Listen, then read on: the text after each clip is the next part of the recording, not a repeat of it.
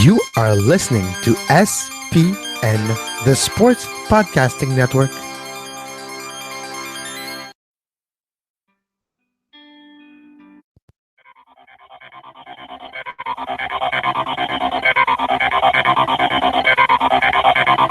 Hey, this is Ken Shamrock, world's most dangerous man, and they call me the Godfather. You're listening to Down the Aisles.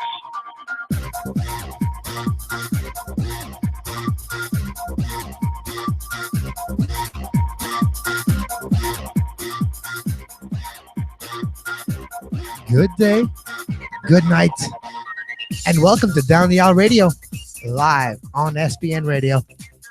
I am Kevin Laramie, and thanks for listening to this Extreme Rules pay-per-view, because, it's already time for a new pay-per-view. It's been like 3 weeks, and bam! You got another special in your face Extreme Rules this time. It's about to go to the extreme. Basically rematch galore of Payback. So no, it's not Payback. It's Extreme Rules. But this view card, this main special event on the WWE Network is literally filled with gimmick matches. And that's the once a year where we have the special gimmick matches all across the board in WWE. It's this time around. So a lot of great matches this year, a lot of rematch from Payback, a lot of different kind of matches, and a couple of matches that were thrown together at the last minute, and maybe even one that's not even announced yet that probably will find maybe its way to the pay-per-view if time needs to be filled. Lines are open, by the way. It's a live show. Open lines for you wrestling fans out there. You want to give your predictions for Extreme Rules 2016. Give us a call right now. Reserve your spot. 802-375-7445.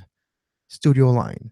If you're on Skype and you would like to give us a Skype toll-free all across the world, look for Off the Woodworks. That's OFFTHEWOODWORKX.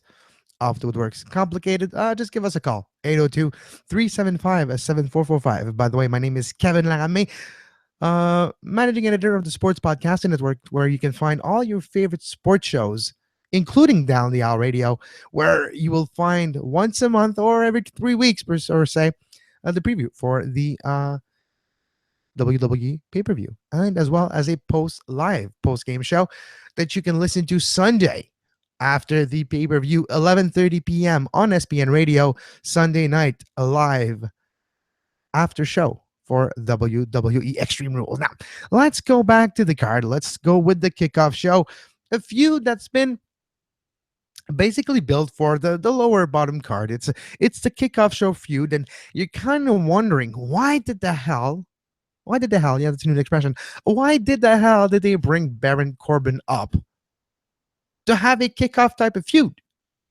Yeah, of course, it gives it, not everybody's destined to be a main event of a pay-per-view. Not everybody's destined to be a champion. But not everybody as well is destined to be in the bottom of things. Like, well, Baron Corbin's been kind of slotted, and yeah, he's going to go over Dolph Ziggler. He has to, otherwise, why would it even be? And you do a no DQ match on the kickoff. I don't know. I disregard the kickoff a lot of times. I don't necessarily watch the kickoff all the times. It's long enough to watch a pay-per-view as it is. If you want to add that hour-long kickoff show that's available on the WWE Network before, it gets repetitive. It gets long-winded as a show.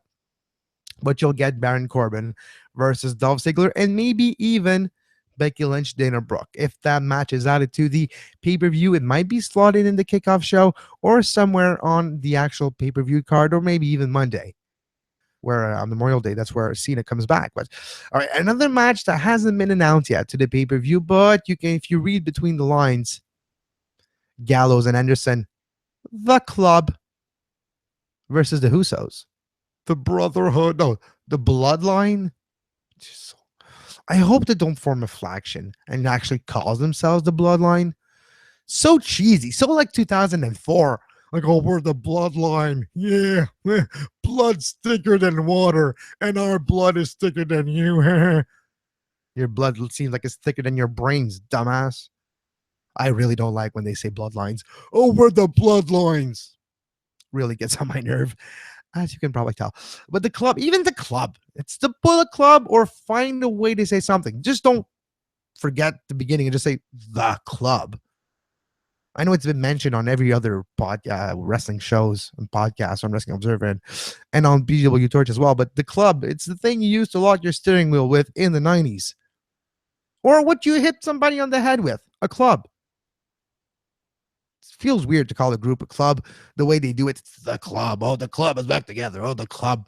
Find an alternative. But I guess they don't want to name it now because it's going to be named eventually. Spoilers alert. Eventually, it's probably going to be called the Balor Club when Finn Balor makes his way to the main roster, or the Bulletproof Club or something. But what's interesting to me, the teases in NXT of that faction coming in the future are there and have been there for months. The Balor Club Titantron for Finn Balor, Balor Club shirts, and recently on the Titantron, the beginning of that video montage for Finn Balor when he walks down the aisle has changed a little. There's a couple of words that were added to that Titantron. You see Balor Club, yes, with the design and the colors of white and black, but you see like flashing on top of it and disappearing and like in a weird camera effect type of video, the word bulletproof. So Bulletproof Club, the Balor Club, they're bulletproof. I don't know. It's weird names and words floating around the idea of a reformation of a Bullet Club, but in WWE. And the Balor Bullet, similar enough. It fits the chant purpose and all that. And the Bulletproof would go with the same type of idea of the Bullet Club. So those words are not coming out of people's mouth and appearing on Titantrons for no reason. That being said, that match is not official 100% yet. But if you read between the lines, you might see that match. Let's go with the official matches that have been announced for Extreme Rules so far. We have, and the first ever in WWE, because if you go back to the late WCW era of about 2000, I think it was 2000 actually, you had a big Papa Pump with an asylum type of match, but it was a different type of match. I think it was just a type of different type of cage. I can't remember what it was. I just know that big Papa Pump had an asylum match. This being said, this is a first ever asylum match. It was basically a black cage type of match with on top of the cage a plethora of weapons hanged, including Mitch to the plant, a straight jacket, a 2x4 with barbed wire wrapped around it. You had as well an ironing board. You had a fire extinguisher, a pail that's probably full of tacks, if I can venture a guess or a bet. I would maybe think that pail that's on top of it is filled with probably tacks. It would make sense. Okay, so there's a lot of gimmicks on top of that cage. So it's not just a cage match, and you don't win by coming out. If we understand the promo that Dean Ambrose did do on Monday on the Go Home show for this special event on the network, Dean Ambrose was making a promo with in the background some silly type of asylum music is the best way I would describe it. It felt like violin-y with very aggressive type of piano mixed together, like a little bit of psycho mixed with other type of notes, but it wasn't the same note and the same octave as the psycho shower stabbing music. You know what I'm talking about. It was different, but it was in the same vein, and it was to give the same type of aspect to that promo of Dean Ambrose. Oh, look, he's on the hinge. He's so fringy. He's on that fringe. Oh, he's talking with the music in the background. He's so scary. That was the point of that music. But what it gave a big challenge to Dean Ambrose to be able to cut that promo and for us to understand what he meant by the asylum match. He said, there's no escaping, there's no leaving. That's not how an asylum match finishes. It needs to be a winner. So I guess it's a pin or submission type of match.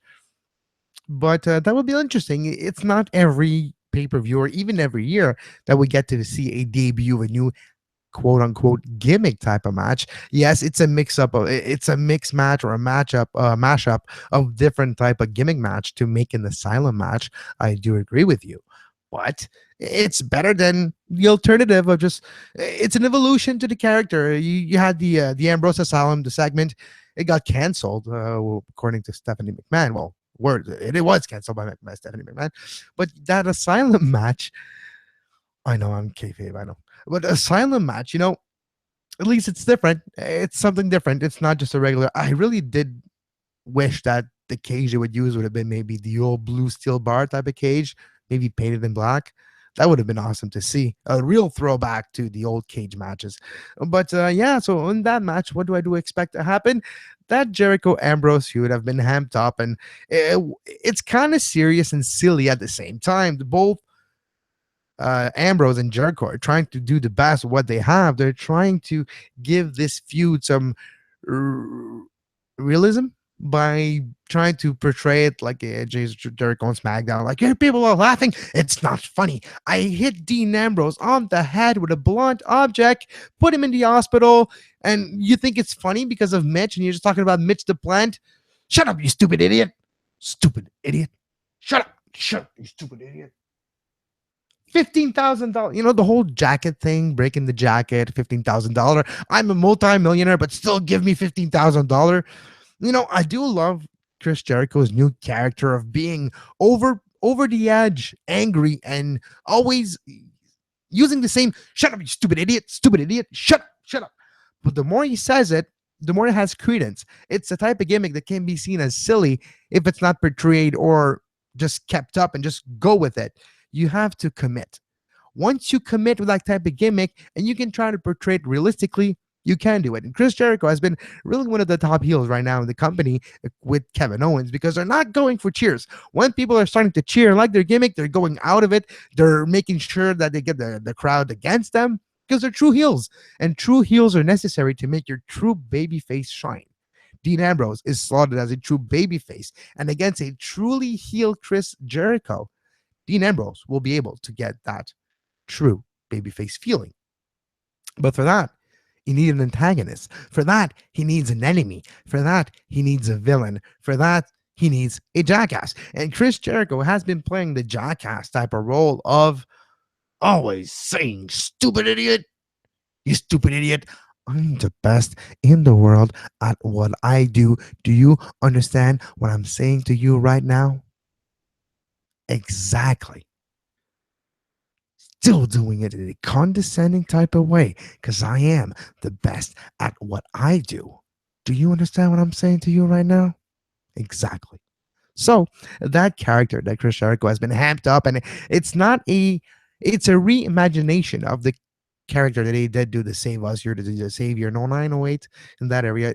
Years, wait till you get to my age, people.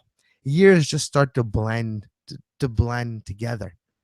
So do I remember if it's 2009, 8 that Chris Jericho started to do the save us and being the best in the world and all that? No, I don't remember if it's the exact year of 8 or 9.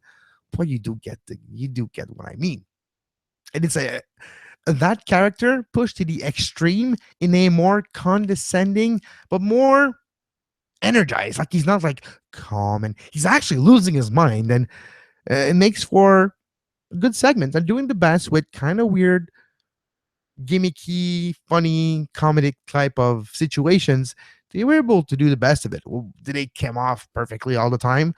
No, but they did do the best. And characters like Ambrose and Jericho, I'm expecting them to do have a great match, very different than the rest of the match in that card. And when you have basically almost all gimmick matches on your pay-per-view, you need to find a way to make those matches stand out from each other. You need to find a way to make those matches differently between each other, because otherwise it all looks the same. It all blends in. And that asylum match and a cage match and an extreme match. And if you get more than one match with kendo sticks, there's something wrong. You should have one match with kendo sticks, one match with chairs, one match is focused on another part of it with the cage, and with the cage you just use the freaking gimmicks on top now that you have, but it have to be different to make the whole pay-per-view feel as a whole complete, but individual parts are not as the same as the whole. Because usually what we do see in WWE, well, last few months has been different, but before Mania this year, we had every match was like a microcosm of the whole company itself. Which is, yes, it's fractal. Well, one part of the whole thing is the same as the whole. WWE is not meant to be fractal. All right, people, for all the nerds out there, it's not a fractal booking. You need to Every match individually needs to be able to stand on their own and not represent what the whole company does, but every match you need to represent what those two characters involved do. Once they focus on this individually for matches, every each match on that card will look different because every person should be different and nobody should wrestle the same. It should, because everybody's different, everybody should be different. You know, so when that being said, when you have a card full of gimmicks, you need to be able to make each gimmicks different. And that asylum match, which probably will start the show, but it's a weird order. We don't actually know until we see the show, but this is the touted or the predicted order of the show. Probably the Dean Ambrose and Chris Jericho match. All right, we'll switch with one of the only. There's actually, when you look at it, there's two non-gimmicks match on the actual pay-per-view right now. Maybe a third if Dana Brooke and Becky Lynch joins this main card. I remind you, lines are open. You can give us a call, 802-375-7445 to talk about your predictions for Extreme Rules 2016. Kalisto versus Rusev for the United States Championship. Now, if you go to WWE.com over the last few days, they've been talking about Kalisto. He's injured. He's going into the Rusev match, hindered by his health status, and probably not going to be able to have the type of performances he did have against Ryback, formerly of the WWE. We don't know. He's been taken off TV, by the way. We don't know what's going to happen with Ryback, and quite frankly, who gives a fuck?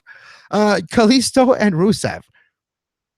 I do expect Rusev to go over Kalisto. They've been trying to put Rusev back in the time machine that the New Day did on Monday to go back to 2014 when he had that great run with Lana, when it was almost for a year unbeaten, and he had that WWE United States Championship, which eventually led to a loss to him to Cena at Mania. And Mania, I think it was maybe before Mania anyways, Cena winning that title and going on a great run after WrestleMania 31 to give credence to that championship.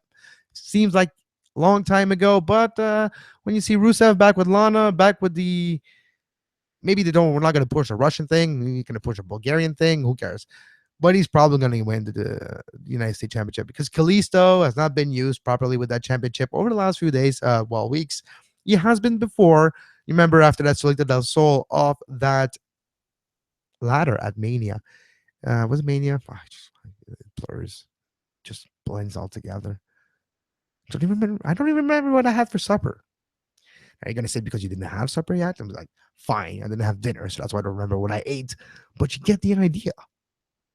Kalisto, Rusev should go over because Kalisto's. Are they gonna break him with the Lucha Dragons? Keep him together? It's just a weird situation, and that U.S. Championship really has taken a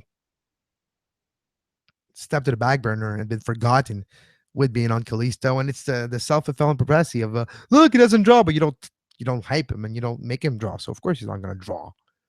Who draws anyways nowadays? Nobody draws. It's the three letters draw people now.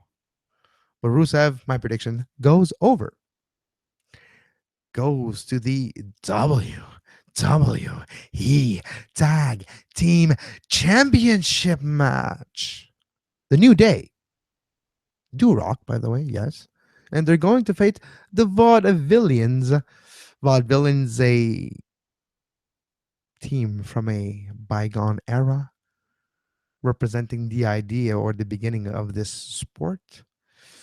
And if you don't know, if it's the first time you listen to this show or you're just new to the product, new to wrestling itself, and you're wondering how did this bizarre of sports / entertainment begin in this planet, on this planet? What's the idea behind it? What's the whole story of how it began?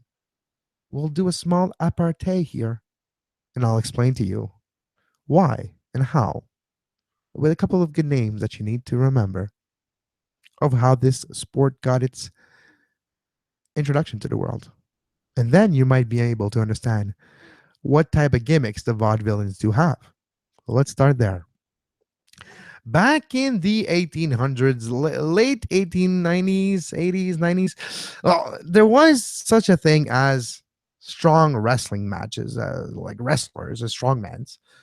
And there was such a thing as the best in the world. And you wanted to be the best as wrestling, pinning your shoulders to the mat, 1, 2, 3.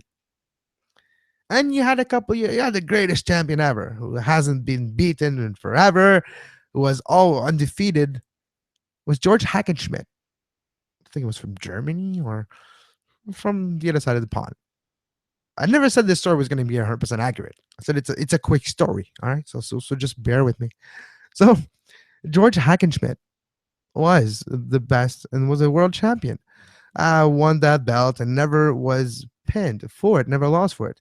And eventually, a young man who became very strong and very known, and you'll understand everything right now, of the name of Frank Gotch, became known and prominent in the world of wrestling, in the world of strongmen, in the world of who's the best in the world at what they do.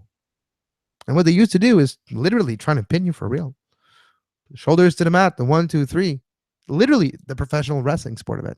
Like amateur wrestling dialed up to a T in a professional environment where hundreds of thousand people would watch a match between Frank Gosh and George Hackenschmidt at the Madison Square Garden in like 1900 whatever.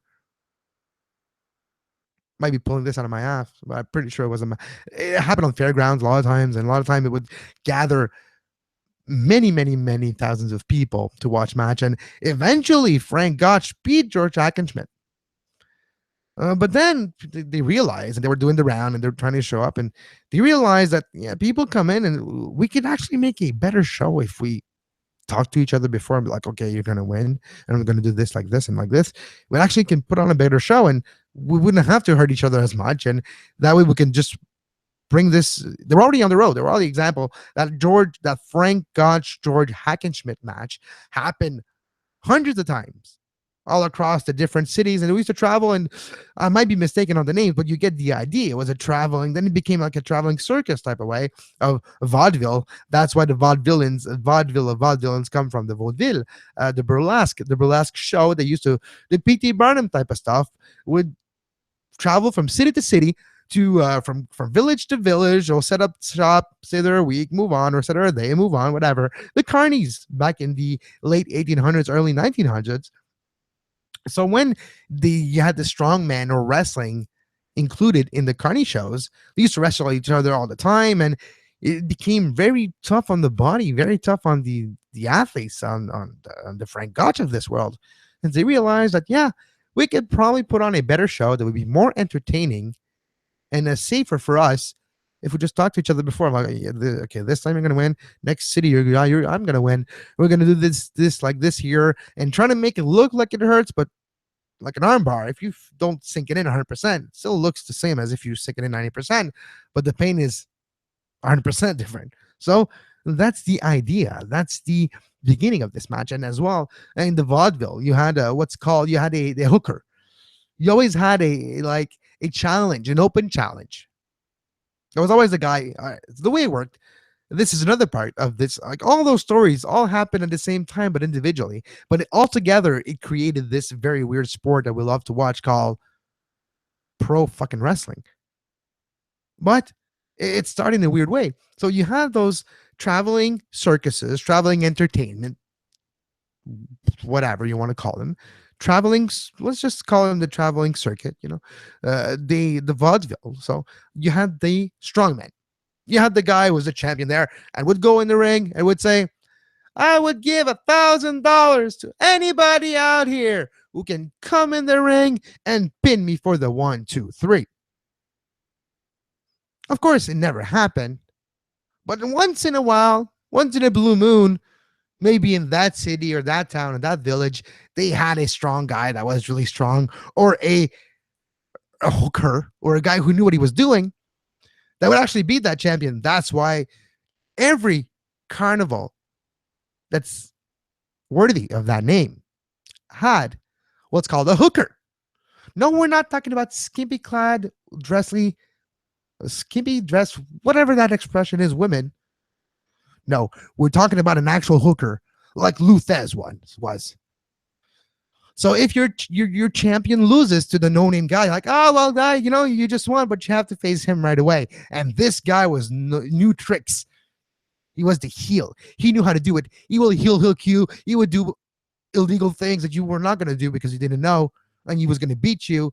and the Carnival would remain the champion, and they wouldn't have to pay the guy because it was all a work. It was all quote unquote a scam.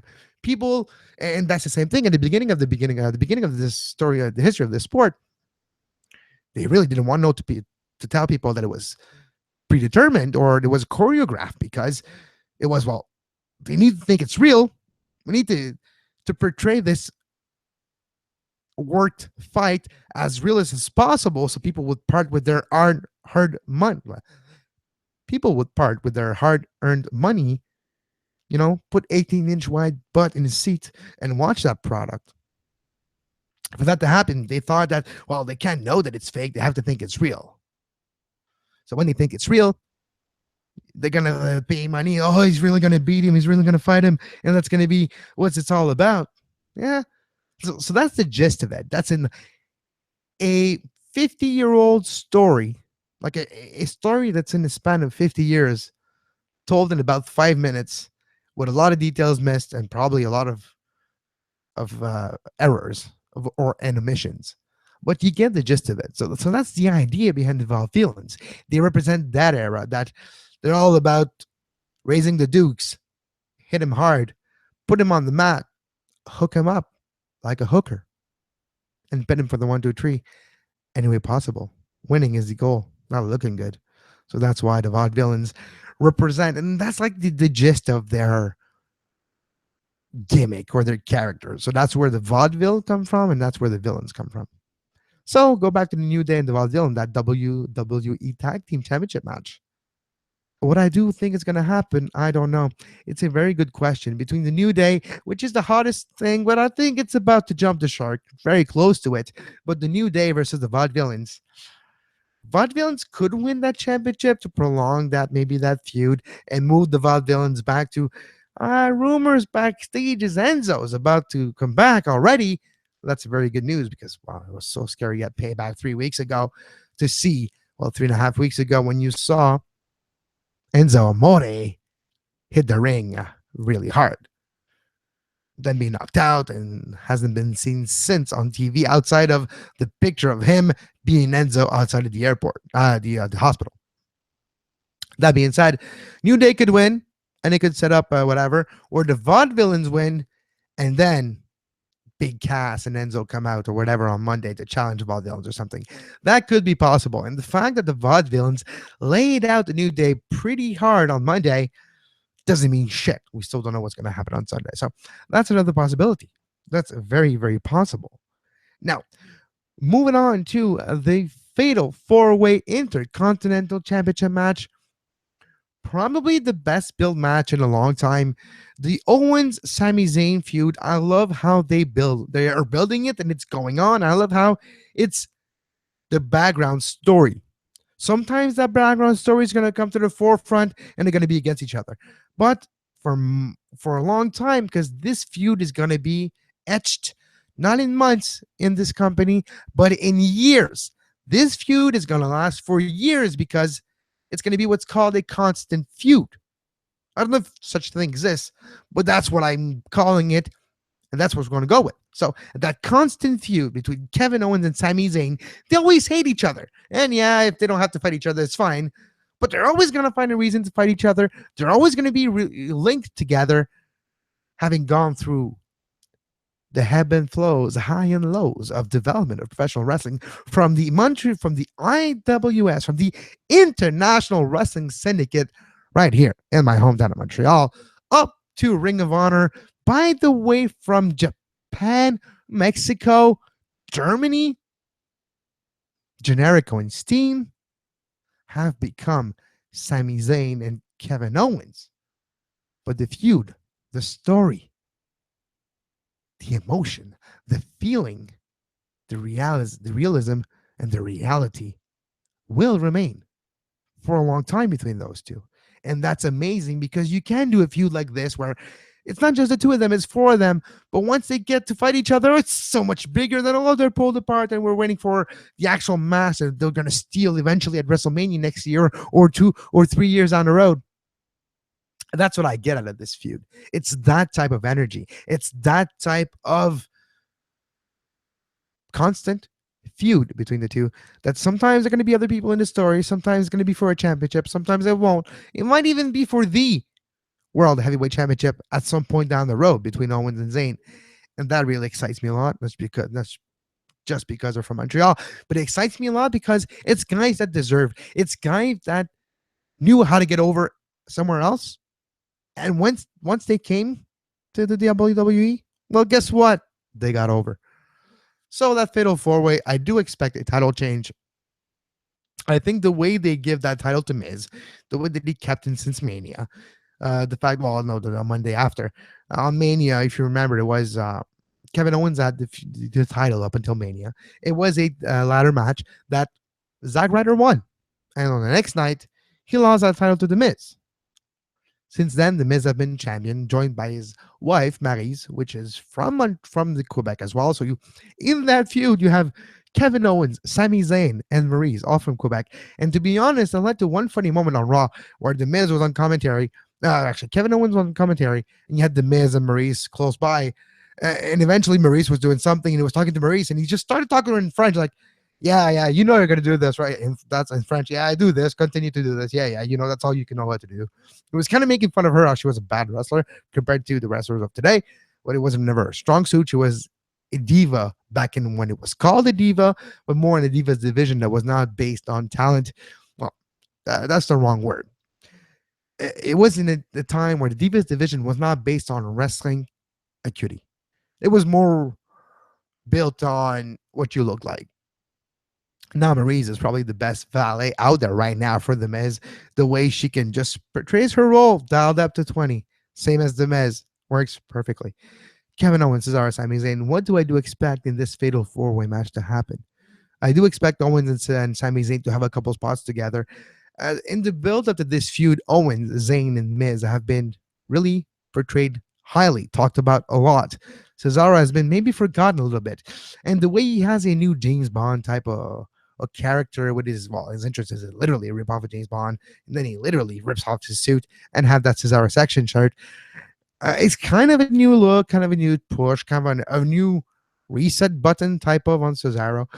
And the fact that he's been forgotten a little bit before that fatal four-way match tells me there's a very good chance that Cesaro wins at the Intercontinental Championship before in front of Owens, Zayn, and The Miz. Because you would have Owens and Zayn continue their feud coming out of this or moving on to the higher title picture. You would have Cesaro, a great champion for the Intercontinental Championship, truly being able to speak 28 different languages, being able to represent the Intercontinental part of this championship. And that's the one thing that's been forgotten in this title is what's it based out of? What's the name come from? What's the history of it? Not of all the people that wore it, but you're the champion of all the continents interconnected, so that aspect of it, I think Cesaro could be a good way to build that feud. And there used to be a time where you judge titles, belts, championships were ranked from, if it's world, the highest of the what's the exam, like it cannot be bigger than the world. The world is a planet, so like it's the world champion. If you go to country, then it goes to world, to continent, to country, then to province, then to city. If it's a city championship, it's a small, not really important belt. The more it's bigger, and when it's intercontinental, it's supposed to be the second biggest. And I think Cesaro, maybe with eventually a Shinsuke Nakamura Intercontinental Championship run, it has to happen. A name synonymous with the Intercontinental IWGP Championship has to win the ICWWE Championship. This is almost a guarantee. Now, okay, let's make a bet right now. We're talking to each other. It's Friday, 1:38 a.m. It's now May 21st. Okay? Right now, I'm betting that before May 21st, 2017, Shinsuke Nakamura, the king of strong style, will be the Intercontinental Champion. And he will win it either versus Cesaro or a Sami Zayn. And that's my prediction. Take it for what it's worth. But hey, You never know, and it really does seem fitting.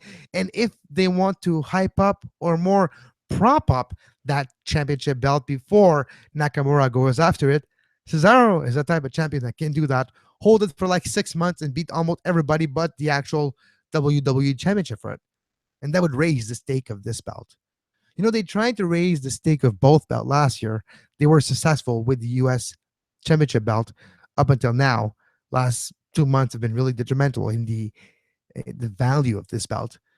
But if they do what I think they're going to do with the IC title, give it to Cesaro. Cesaro holds it for 6 months, beating everybody except the top guys, if not only one guy.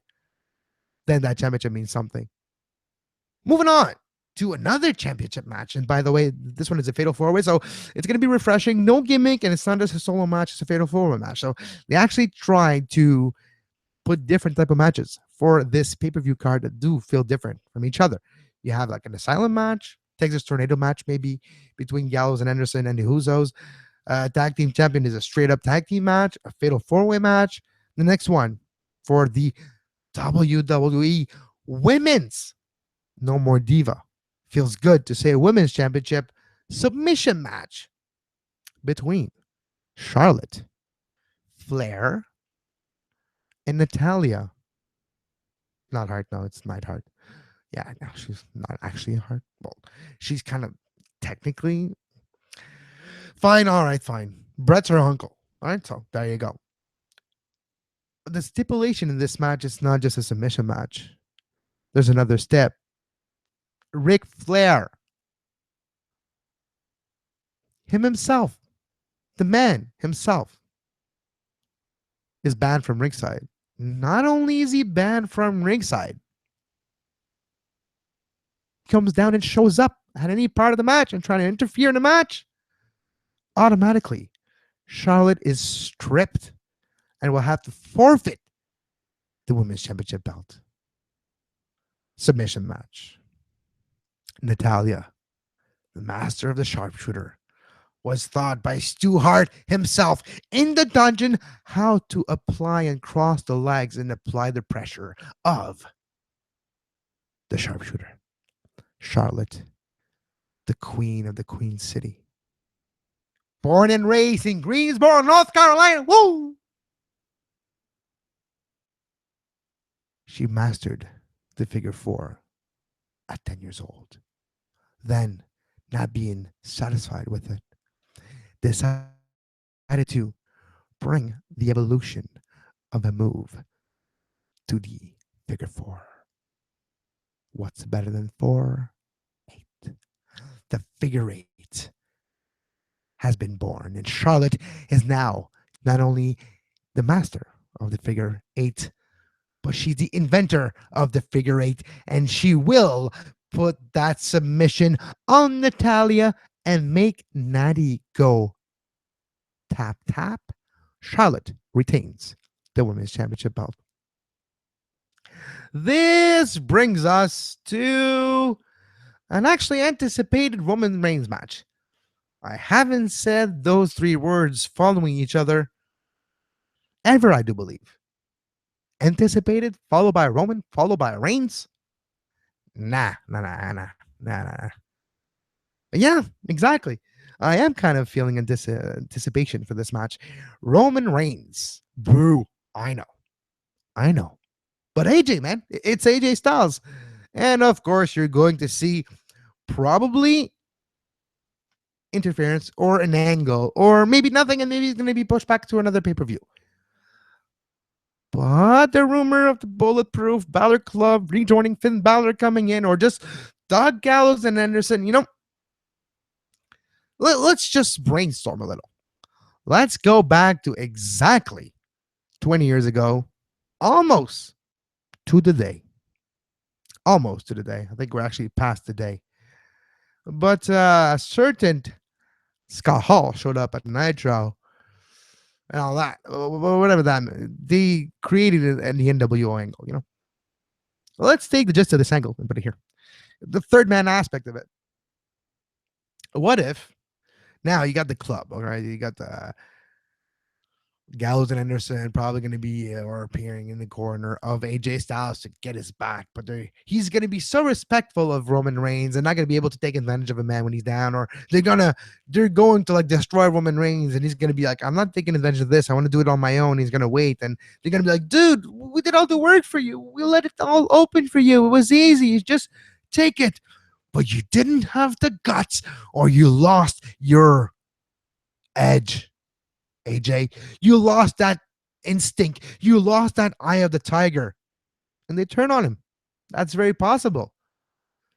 Do they align with Roman? Probably not. But then they go on to talk about a third man. And eventually, Finn Balor shows up. Man, you think it's to save people, but he turns and he's the third man. He's the third man. Is he the third man? Maybe they go that way with the bulletproof Balor Bullet Club angle formation, whatever. Or maybe we're just way off. I don't know. But there's something about to happen. There's for sure something that's going to happen in this match. Remember, we have a straight up Roman Reigns, AJ Styles, and Roman Reigns beats AJ. I don't think so, because if you go back to the last pay-per-view match was great. Well, kind of great. Weird finishes, but with the Steph and Shane interruption twice for this match, and finally bringing to this Extreme Rules match, we'll see. Extreme Rules feels like a blow off of a feud usually, but this feud has done well, way more than expected, and AJ Styles is truly become almost a untouchable character for the main roster. He's one of the most over guys. His credibility has now been established. He has won decent matches now. He did lose before and lost at Mania to Jericho and all that. But now that Roman Reigns feud really rehabilitated AJ Styles' character. He really does feel like a main eventer. He really does feel like a top guy right now in the WWE. And in a way, you kind of have to say thanks to Roman to that. Roman Reigns made AJ Styles look better. It's not just that. It's more complicated than that statement, I know. That statement isn't false in itself. So AJ Styles still one of the biggest babyface right now. It's weird because Styles is a babyface, Gallows and Anderson are heels. And on the other side, you got the Usos are babyface. But the fact that they're allied with Roman Reigns make them like undesirable and makes Roman Reigns. Well, Roman Reigns getting the fuck out booed out of them every night. House shows he's getting cheered more, but more and more he's getting booed. Big time, but it's not like a boo. It's like it's not boo. I hate you, but secretly down deep inside, and I don't want to admit to myself I love you. Boo. No, it's a boo. Get off my TV. Boo. Go back. Take your shower. Boo. Why are you so wet? Boo. Why are you wearing a flak jacket? Aren't you supposed to be a tough guy? No, I'm wearing protection all the time because I ain't so tough. Exactly. You're supposed to be chiseled. You're supposed to be all that. But why do you hide all that, Roman? What's to hide? What's not to show? Exactly. Roman, change your look. You might have a different response from people. What's the layman's, I know, but what's the definition of insanity? Doing the same thing over again and always expecting a different result. Where if you're doing always the same thing and you don't have the result that you want, maybe you shouldn't be doing always the same thing, and maybe then you'll get the result that you want. He's not coming through the crowd anymore, which is all well and good. But maybe, and just maybe, probably, yes, for sure, he's just changed his look. Come out, flat top shaved, clean faced, no shirt, and a nice either trunk, something decent, like not shorts, not trunks, something looks good. Make yourself look cool, actually, not feel cool and you tell your people you're cool so people need to think you're cool. Actually, be yourself. Dude, when you're not trying to be someone and you just be, it's a lot easier. And when you're not trying, you're not bad at all. But when you're talking and when you're shaking your fist, when you're hitting the mat, when you're trying to cock your fist, When you're doing shit that are not what you would do when you wake up in the morning in real life, as much as you want to try to be a good actor, you're not going to pull it off. And as much as I've given you a chance, every time I fucking look at you, Roman, something off. There's something weird. You're not being yourself. When you shake your head on the side of the ring, oh, I'm angry. Oh, hey. Really? Hey. Really? I'm being the Miz. Come on, Roman. No. You want to be a jerk? Well, be a jerk. But be like authentic. Be yourself. Stop trying to portray a character that you think you are. When you think you're all that, guess what? I have a newsflash for you.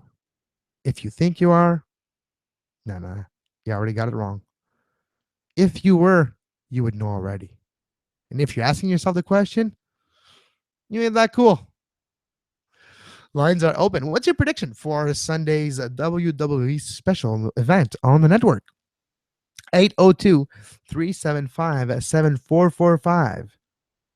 Let's talk about the possible feud coming out of it. Let's go back to our predictions. Predictions on Down the Aisle Radio for the WWE Extreme Rules 2016 main card. Ambrose Jericho. Ambrose goes over. Kalisto Rusev. Rusev goes over, probably with the help of Lana or something. This has been, my prediction has been based on the fact that they're really hyping a Kalisto injury, that are saying he's not going to be able to perform to 100% of his standards. So that's why Kalisto is losing to Rusev. So we got Ambrose, we got Rusev. The New Day versus the Vaudevillains. Hey, what's expected? The New Day is hot. We're all expecting the New Day to keep it. I think it's time. I think now would be the time to switch the title. I think you would do you would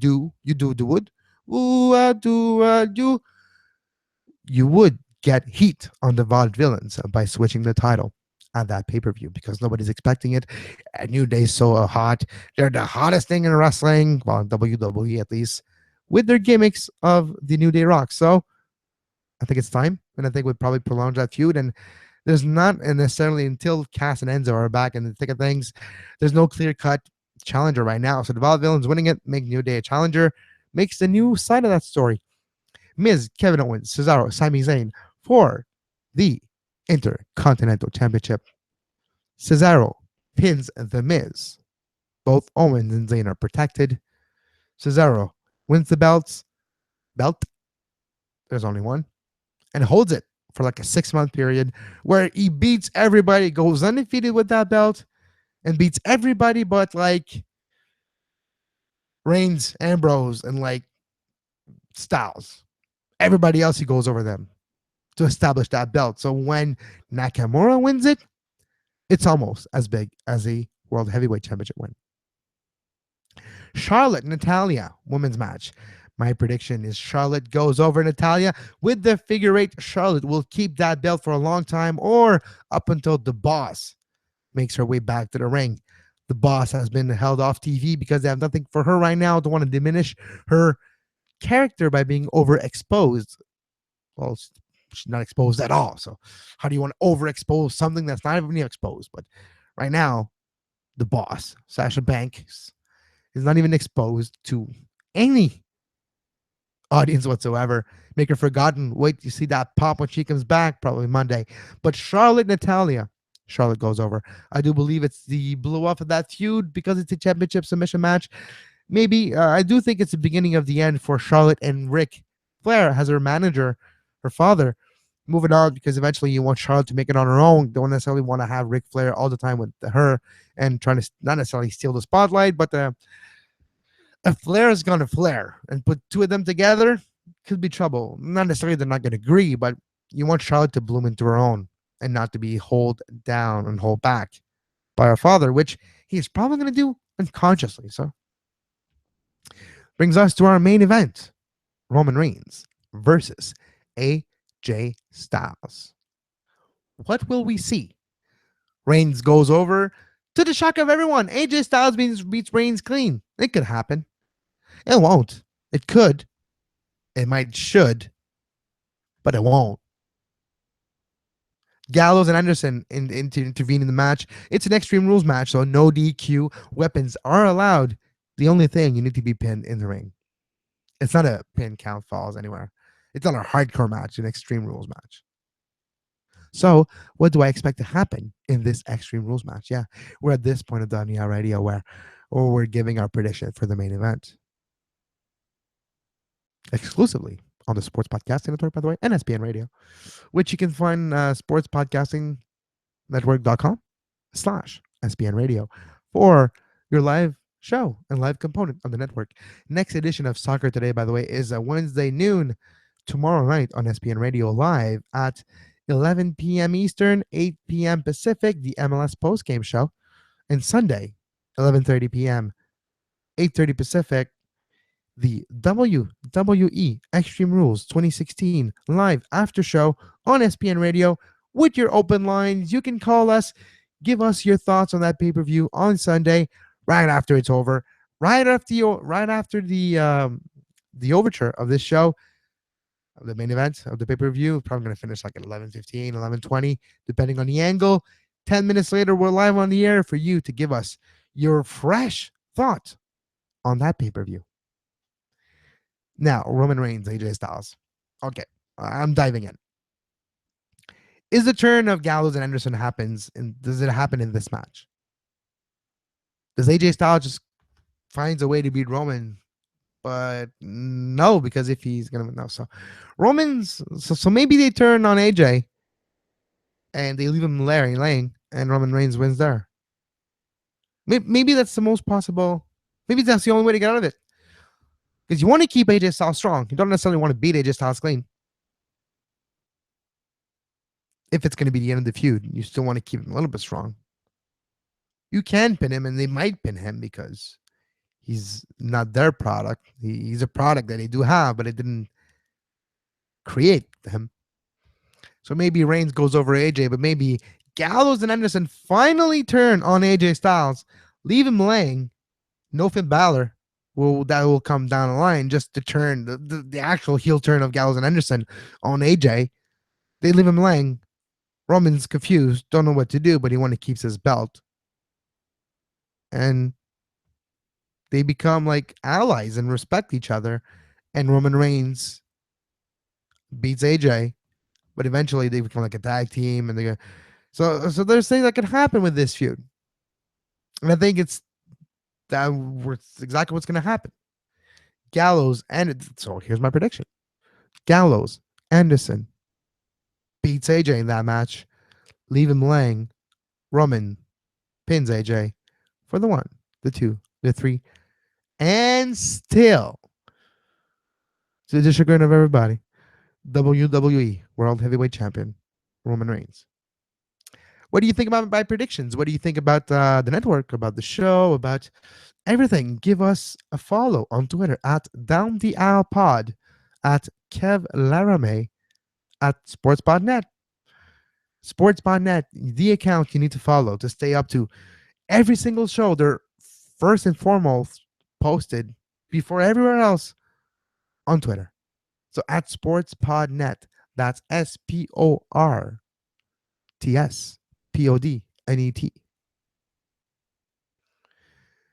And of course, on Facebook as well. That's facebook.com/sports podcasting network. Give us a like. Stay in the know for all the new shows, for all the live shows announcement. You can actually listen to the live shows on social media with the embedded YouTube link that I always tweet out about 2 minutes before we go live. So you don't even have to get out of your Twitter to listen to this show live. Just click play and listen to us as we are bringing you this show wherever you are. And that's the mission statement of the Sports Podcast Network and SPN Radio, is to bring you high quality, live, and on-demand sports radio wherever you are. Your phone, your telephone, you can call us if you want to listen. Your tablet, your computer, your smartwatch, your car with TuneIn Radio and iHeartRadio. You can actually tune in to the Sports Podcast Network with your car, with your sync, with your Microsoft sync, with your Apple, whatever. We are available wherever you are for your listening pleasures. But most of all, we do thank you for listening. This has been Down the Aisle Radio live on SPN Radio.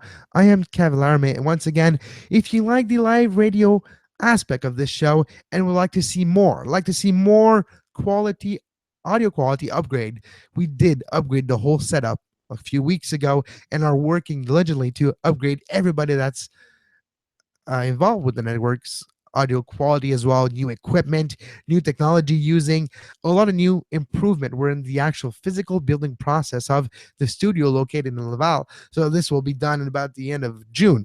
You'll see pictures of the studio once it's fully operational. But this has all been made possible with your help. This show is listener supported. With your help, we're always able to do more. And we have been for over a year now. Over a few $1,000s raised with your help. We're able to upgrade computers, upgrade audio equipment, get myself to Mexico City for the CONCACAF Champions League last year. We're able to do a lot with your contribution. And if we want to do more, well, we do need more. So with your help, we can achieve more. And that's patreon.com. That's patreon.com/sports podcasting network. $1 a month goes a long way. You can subscribe and give us $1 a month and first of all, you be, as always, a great human being, but you would gladly and really help us out in a major, big way. With your help, we're seeing the end of the road. We're seeing the vision being fulfilled 100%.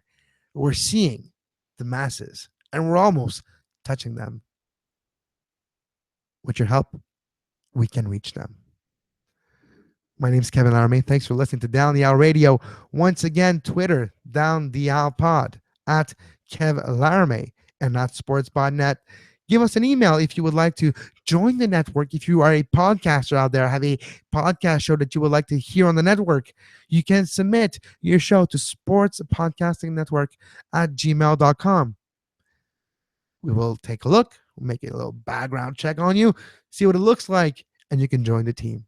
And until then, until Sunday night for the WWE Extreme Rules after show, well, my name is Kevin Laramie, and I do wish you a great night.